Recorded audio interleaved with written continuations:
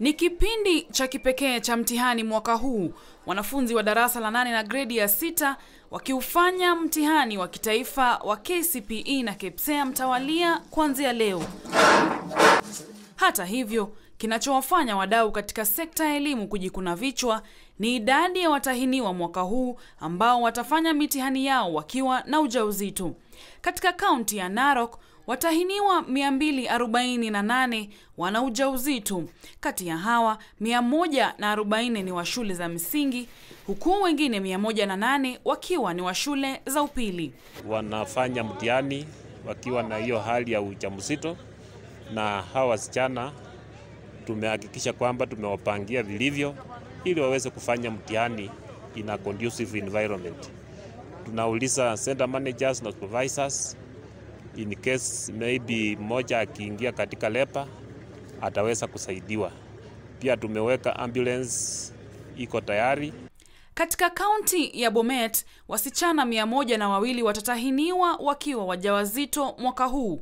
Kati ya hao, mmoja akiwa ni wa gredi ya 6, ilhali wengine 18 ni watahiniwa wa KCPE, huku wengine wakiwa katika kidato cha 4.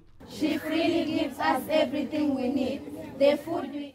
Wakati huo, hakimu mmoja katika kaunti ya Kwale ameonya wazazi dhidi ya kusuluhisha kesi za ubakaji nje ya mahakama. Sandra Ogot alikuwa akizungumza na wazazi kwenye hafla ya kuadhimisha haki za watoto Msambweni. Kitu yoyote ikimfanyikia mtoto wako, tafadhali, tafadhali, tafadhali na waomba, usiiweke ndani na usiende kusema ya kwamba tunaenda kuongea kwa nyumba 10, kwa balozi, kwa mzee wa kijiji. Hana maneno na hiyo, hata chief. Watoto wetu wa kisichana tuwalinde kama vile tunalinda watoto wetu wachanga, kama vile mtoto mchanga unamlinda asishikule sabuni, asishike moto, asishike jongoo, asiende mahali kunikubaya. Ndio hivyo tunafaa tulinde huyu mtoto wa kisichana, kwa sababu kuna mambo mabaya mbele yake yanamfuatilizia. Vile gavana wa Busia Paul Otuoma amehimiza jamii kuwapa watahiniwa mazingira bora ya kuweza kufanya mtihani wao. Otuoma amerai koti pamoja na maafisa wa usalama kuhakikisha wanaowapachika watoto mimba za mapema wanachukuliwa hatua za kisheria. Hapa Busia tumekuwa na changamoto sana ya watoto wetu kupata mimba za mapema. Na najua tunaenda baada ya mtihani tutaenda katika ya likizo. Na tunataka kuomba tafadhali wazazi na jamii nzima.